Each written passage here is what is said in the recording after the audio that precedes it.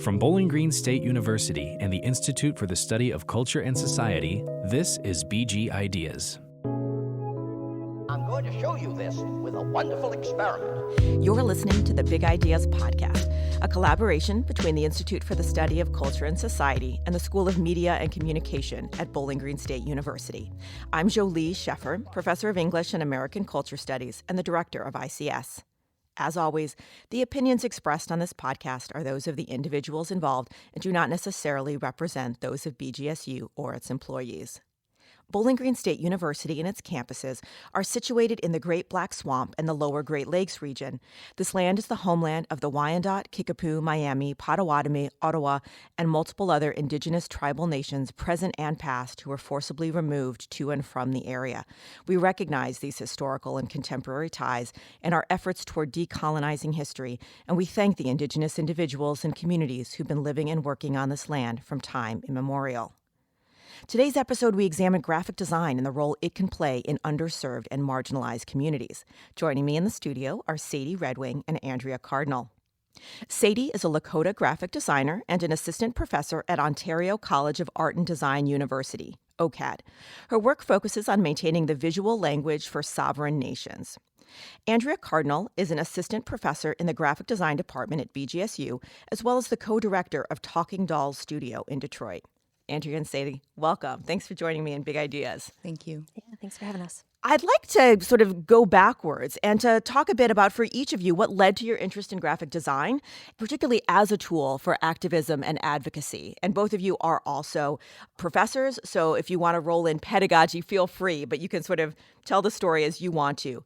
For you, was there a particular aha moment or formative experience that kind of led to your current positions?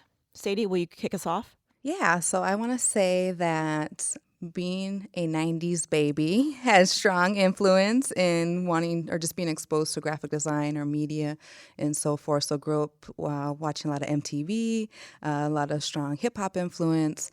I lived in a community and had a lot of friends that were inspiring creatives. So musicians, had friends that want to be rappers. They might need a flyer or an album cover, and thinking about CD days. And I didn't really think of that as graphic design. I knew just like that creative aspect, like going into a record store, kind of just admiring album art. Thinking about 90s, you think of like Nickelodeon, a lot of bright colors. X Games was really big, so you got to see like just a lot of adornment on snowboards, skateboards, stickers, water bottles, and everything just looked fun.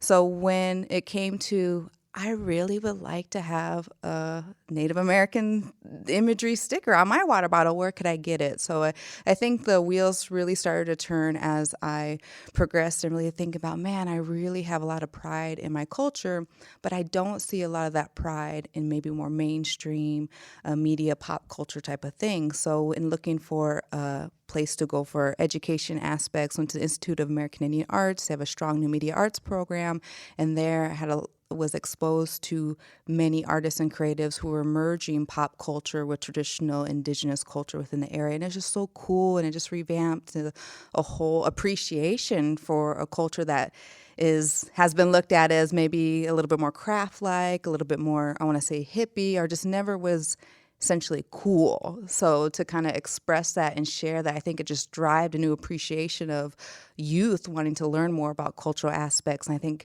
as kind of putting those puzzle pieces together, it made a little bit more sense to go into education, but just kind of bring like a new flavor to appreciating Indigenous art.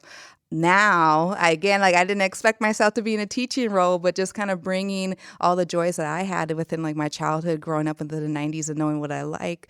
And we live in such a media, like just feel the imagery all over the place and have exposure to other creativity and kind of seeing culture immersed in those aspects. It's just really nice to bring some of those elements into a classroom and then engage the students of their interests and capture them and allow them to have confidence in what they like and also have pride in a culture they might be identifying with. Andrea, what about for you? What was your evolution into kind of graphic design and kind of advocacy? Yeah, it's very similar to Sadie's, but just from a different subculture, but a related subculture in that I grew up listening to metal and punk rock with my mom and my sister, and then started going to shows at like a DIY community space in Flint. in Michigan, and then also skateboarding culture. And so in these subcultures, you see a lot of symbols. And so I'm a child of the 80s, going to these spaces in the 90s. So this predates my access to the internet.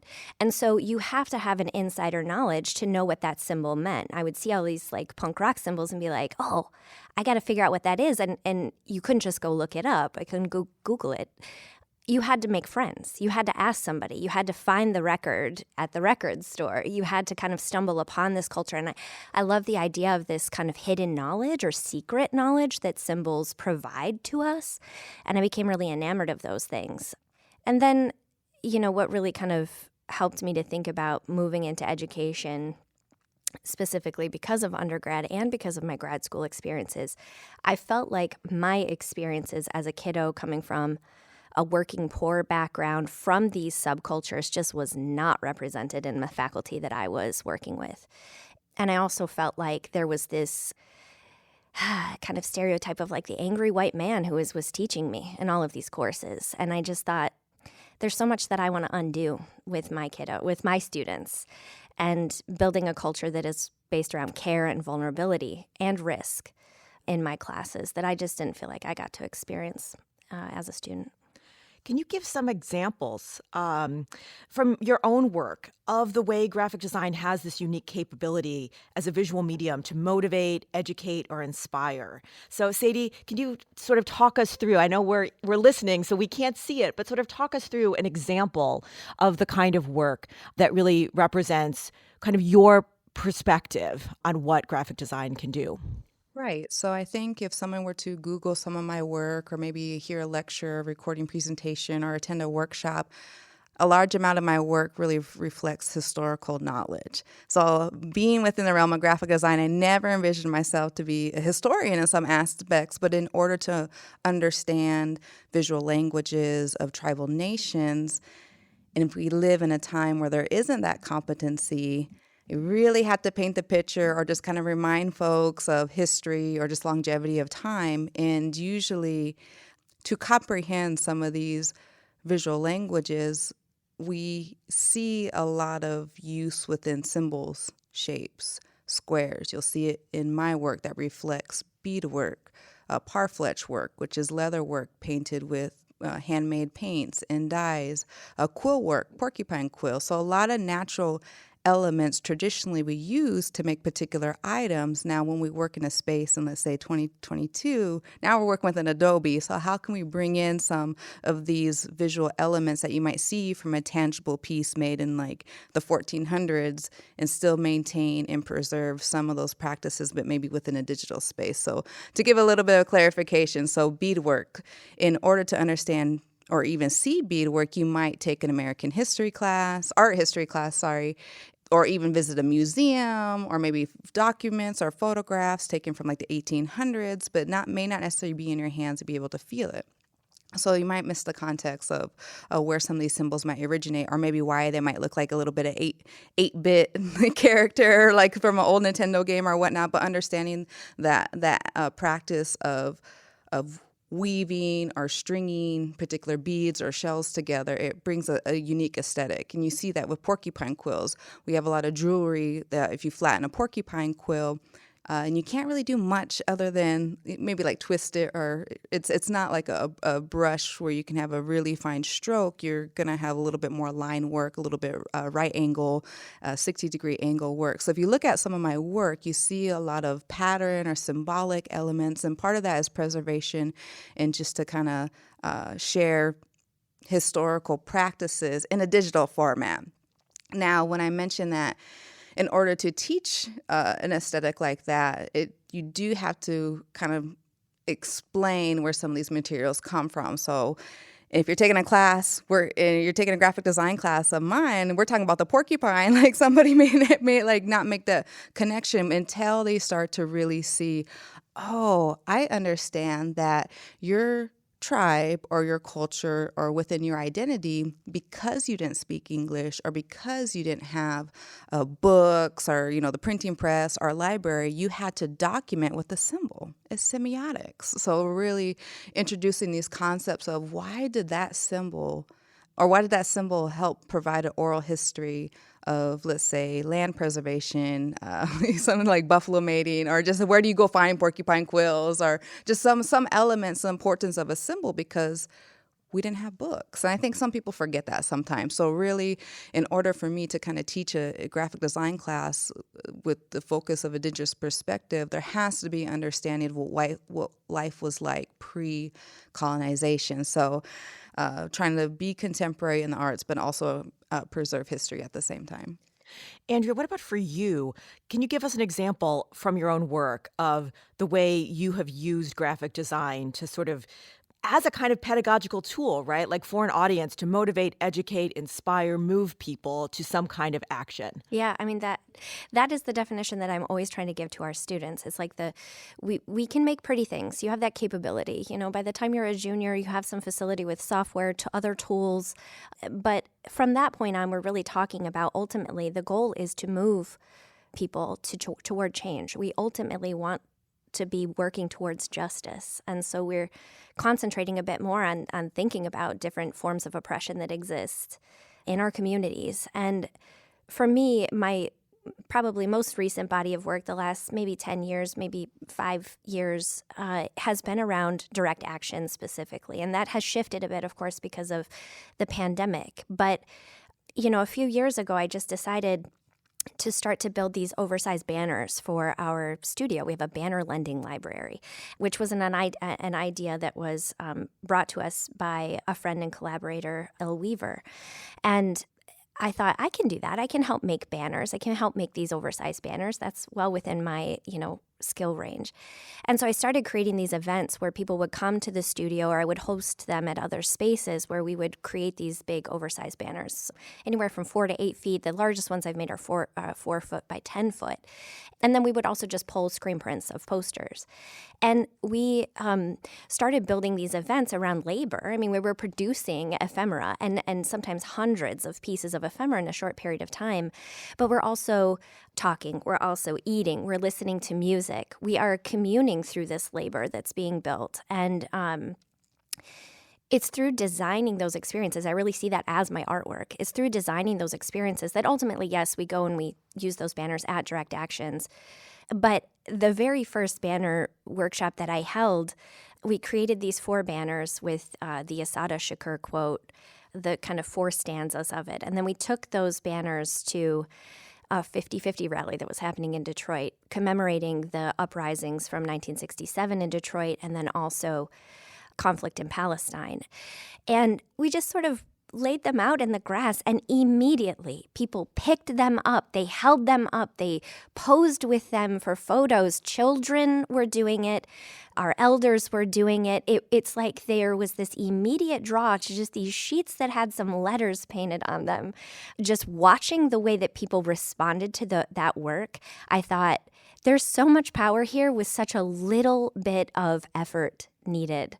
And then the communing that happened in the creation of that and of those things, it just affirmed for me. And that's what I want to try to translate to my students. You know, we have these skills.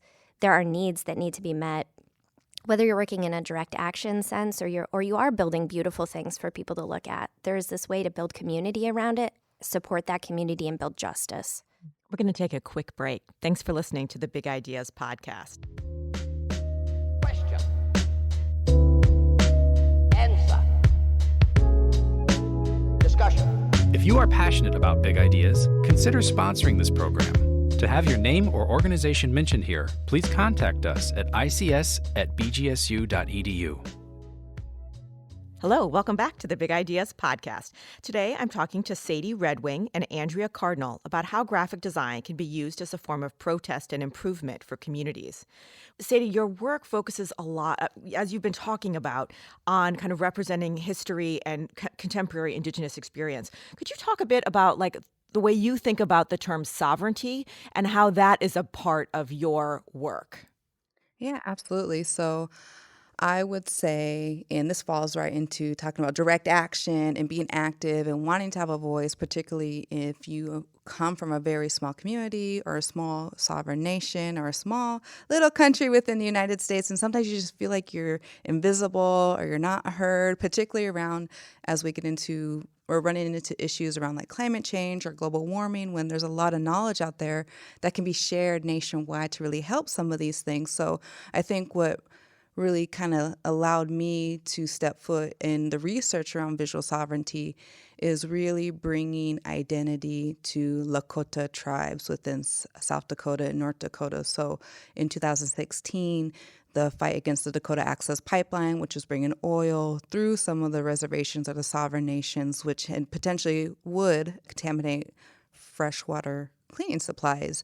And if you can imagine South Dakota, North Dakota, very rural, not as populous as, let's say, the East or West Coast, it's a little bit harder to get your way in some sense when maybe you have a more of a larger force, particularly the U.S. government wanting to bring in a project that is going to be devastated to your tribe's population. So in means of combating that, one thing that was so beautiful about the fight at Standing Rock is it brought people together, it brought artists, and then the importance of being a visual communicator.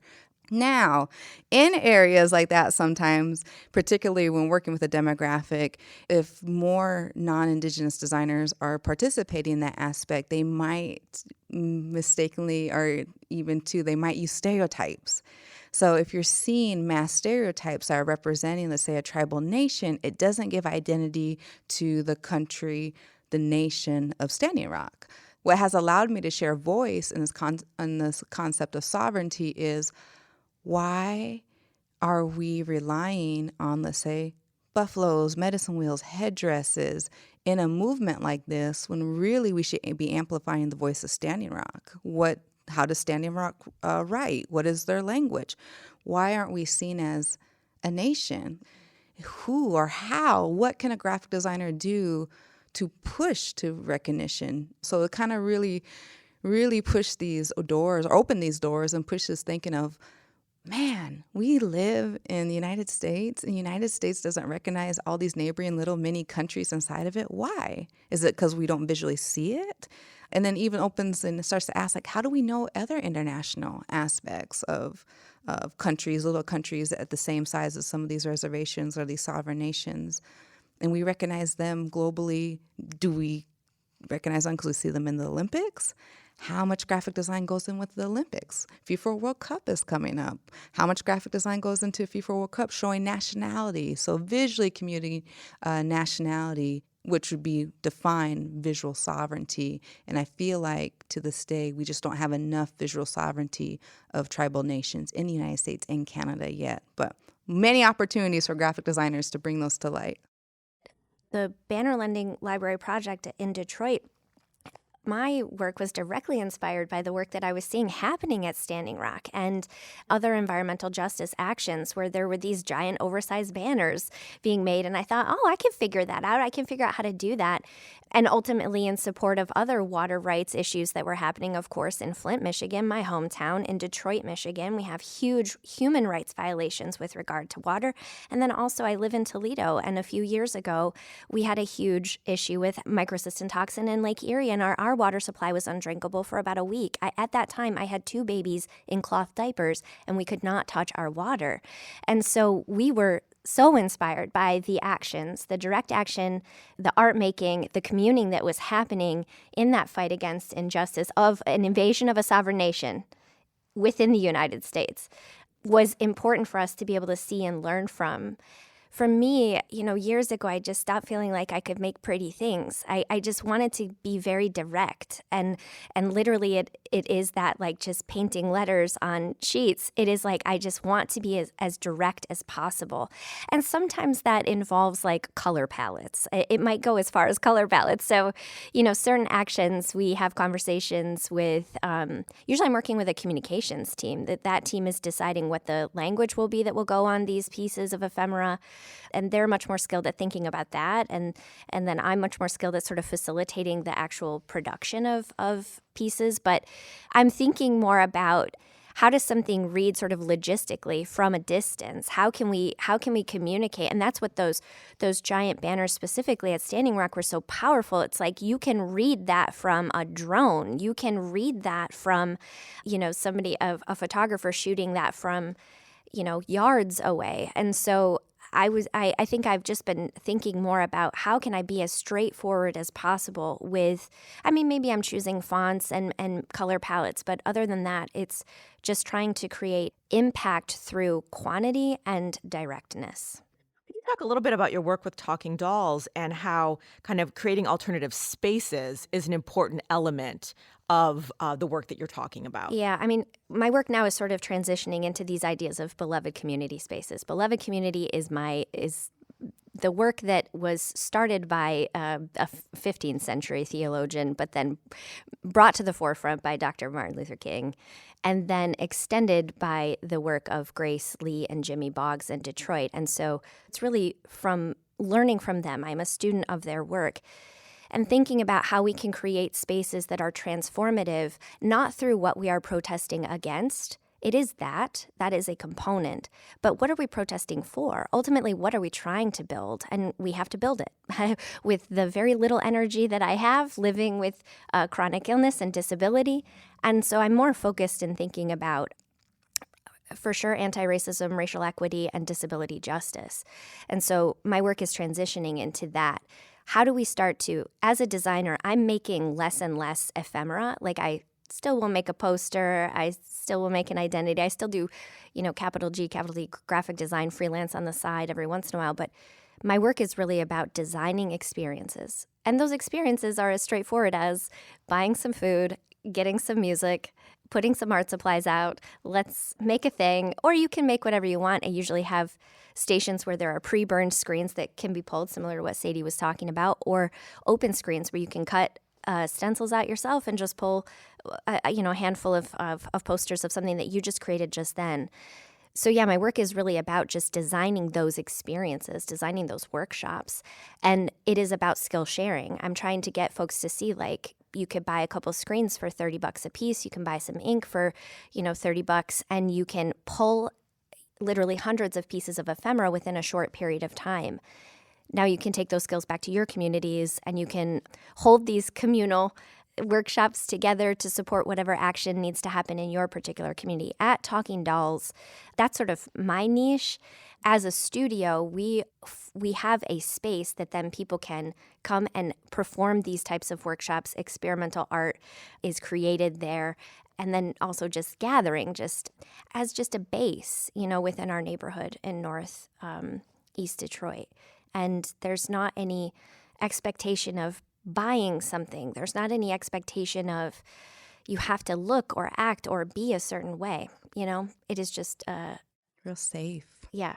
Part of what I want to underscore that both of you are getting at is that graphic design is never effective in isolation, right? It is part of a broader coalition, right? That it requires deep research, thinking about language and history, community, right? And those relationships. And, as a plug for ICS, right? These are things that we're really interested in, that I think so often the conversations we tend to have around things are sort of in isolation. And both of you are really getting at that the work itself is communal, and that it is most effective when it's really building on a lot of people's expertise. Yes, and creating yes. something that lives beyond the Yes. immediate moment. I think historically, design has been seen as a handmaid into capitalism. It has been called that because it's traditionally seen within the art world specifically as you must have a client. There has to be a client-designer relationship. And it really hasn't been that for my entire lifetime. So it has opened up. And I want to shout out the Design Justice Network here, because the Design Justice Network was founded in Detroit, is a worldwide movement now that is specifically stating there are 10 main principles that guide. And one of the principles is that we see ourselves as facilitators rather than experts. We represent one skill set, or, we have a skill set as designers, but we represent one piece. And when you're doing socially engaged work, you are not the expert in the room. You are there to listen, and you are there to ensure that the needs that that community is identifying for you are being met through those skills that you have. So I don't know, so much of what I'm trying to do as an educator and as a designer is slowing things down a bit, helping folks to be able to recognize their own biases, and then utilize your skills as a facilitator in order to initiate, and then also make actual change happen, right? And that's really the goal within the Design Justice Network too. And Design is powerful. And I think as an educator, you got to remind that to the students too, is that you don't realize how powerful you are as a designer. You don't want to abuse that power, right. because that abuse of power can really affect a demographic and be harmful. You may not know, because what you might intend might be really beautiful or gorgeous, or, just have just depending on your skill set. But just to kind of be mindful is that, a designer brings everything to life. And just like what you were saying, like the visual sovereignty, the way we know about things is through media. And I am educating people that are going to go out and create media. And I feel like it is my duty, in order to inform and keep myself also reminded, like, there are things I'm ignorant of, and I am not the expert in the room in this, and I need to, impart that knowledge onto my students too. It's not just about humility, but it is about seeking that knowledge out. We've been talking about what a highly visual culture we live in, and social media tools like Instagram, right, have amplified that even further, kind of really shaping what we know, how we know it, like through visual media. How do you see social media technologies and aesthetics affecting the practice of graphic design? Sadie? Oh, so social media is an interesting tool. I will say, of the invention, it has done wonders for visibility, has done wonders for sharing, awareness. Anybody can get lost in TikTok, anybody can get lost in Instagram hashtags, but it's really hard to protocol. A few things, or my thoughts and feelings kind of around social media and just a means of amplifying Indigenous voices. It's done wonders for artists, particularly fashion design. Nowadays, anybody can go through and kind of see, what other people are wearing, what they're shopping, what it was trending, to say the least. I will say that social media has done wonders for exposure, particularly for artists and fashion designers, and just being able to just sit somewhere and just kind of phone face and kind of scroll through and be able to see what has been nice to see Indigenous creatives is take advantage of that. The downside of a lot of that exposure is there's not enough protocoling. There's not enough security to stop exploitation. You see that at a mass level because the meta universe, or because the internet, or just because what we can all see through some of our social networks within Facebook, Instagram, and TikTok. You can't see what everyone else is doing. So let me give an example to share what I mean. So I've done pieces for Indigenous Peoples Day.